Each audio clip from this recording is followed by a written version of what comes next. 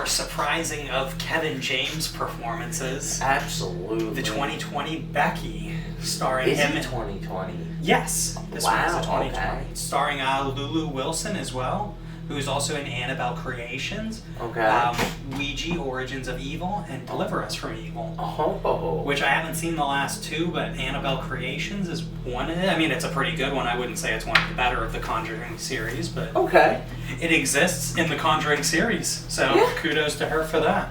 And I mean, obviously, Kevin James is in this one as well. Yes. I almost said Kevin Smith. I was confused those two, but Kevin James. Yes. The King of Queens, the guy from Grown Ups. Yes. And also good stuff, too. like Chuck and Larry in a Hitch. And it's funny because like he's just like one of the guys that is like one of the. I also thought he was good in What's that? Pixels. Surprisingly, we were talking about this the other day. Yeah, surprisingly. I used to always reject the newer Adam Sandler movies, like anything after like Click. I was always like, fuck all these. They're all getting the same. They're systematic. And then when he came out with like all these like fucking vacation movies too, I was just like, fuck. He just goes out with his friends on vacation and fucking shoots movies. But then I realized like what the fuck's wrong with that? Yeah, that's smart though. That's really sweet.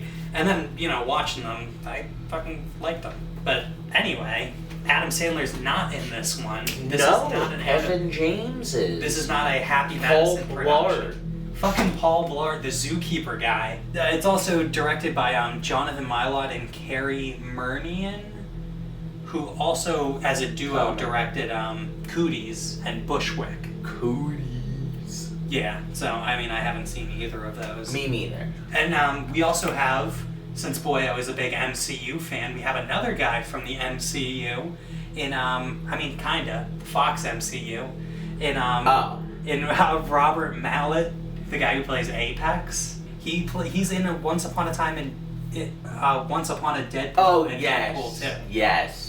So technically MCU, because that one's an MCU. And he's also in Sherlock Holmes. He's in the original 300 movie. Sherlock Holmes, though, he was the big guy. Yup.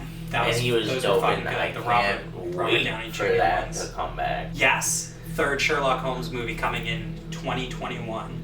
Yeah, that's what this movie centers around. Yes. Kevin James, he's very intent on getting this key. Like, they broke out of prison to go on a mission to go after this key. But it was like, wasn't it like the dad's place? Yes. So like, was the dad a neo-Nazi? I think he got it from the mom.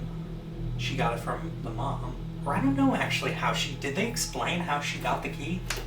She probably found it. But yeah, it's fucking big and important, and that's the deal. Yes. So they basically fuck Becky's life up to get to her. They show up at the house, they take everyone hostage. She was lucky enough to not be in the immediate area at the time, so she's like away in her like fucking badass clubhouse. Sorry, it gets intense. She does have a badass clubhouse. It's funny when you've talked to me about this movie, you called it Home Alone on steroids. I did. Which, I mean, it blonde hair, blue-eyed lead that takes on a bunch of people that are invading the home. Yes, and instead of just knocking them out, murders them. Because she does at one point set a trap. She sets funny, but gruesome traps. Yeah. There's awesome little girl, adult male fight scenes in this. Yes. That are it's just sick. And then there's parts where they're fucking her up. There's parts where she definitely fucks them up really bad. And I mean, there's even points where they could probably just take out their gun and shoot her, but they kind of don't because it's. But then. Because they need the key, and she has the key, and then she hides the key. And then she has the key. It's all about that fucking key. It's all about the key, which has a Norse symbol.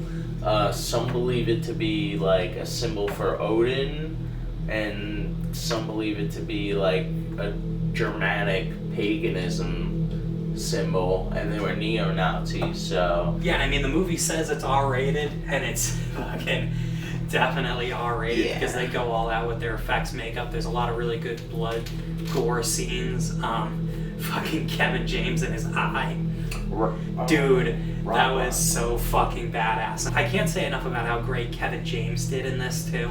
Yes. Like, as a guy who I only really knew as like the comedy, he's a comedy guy, and there's nothing wrong with that either. I mean, he has more dramatic roles in like he has dramatic parts at least in like Hitch and other movies. Here Comes the Boom gets a little dramatic at certain points. Yeah, but that was also him like. But this is like a pure, non-comedy role at all. Yeah. Oh, like there's nothing comedy about it. No. Like, he was just a fucking pure antagonist, and he's a bad guy. He is 100%. And you wanted to see him fucking die. And like a skinhead too, because his head is shaved. yeah, and he's got It doesn't look like it's fake either. It looks like he really shaved his head. Do you have anything else to add, or would you like to tell me how many spooky ghosts you would give this one? Ooh, spooky ghosts. Yeah. I'd probably give this one a 4.1. A 4? Because I think it has like I would watch this again, like, because it's like, it's Home Alone, like, if you want to watch Home Alone but watch people die, watch this. Yeah, it's Home Alone on steroids for sure, and it's fucking badass. It's suspenseful. There's a good like intense pace and like score to it that like keeps everything fast paced and moving, and you're like intrigued. Well, that's because she had to like be fast paced and moving, and she's a kid, so. Mm-hmm. It kind of like set that up. It kind of set it up from the beginning that she was like a little distant from the family. You know what I mean? Yeah, definitely. So you would give this one 4.1 spooky ghost. I would say I would give it a 3.5 spooky ghost. 3.5. I think I really enjoy it. It's fun, and yeah, I think I'll leave it at that. It kind of does what it needs to do.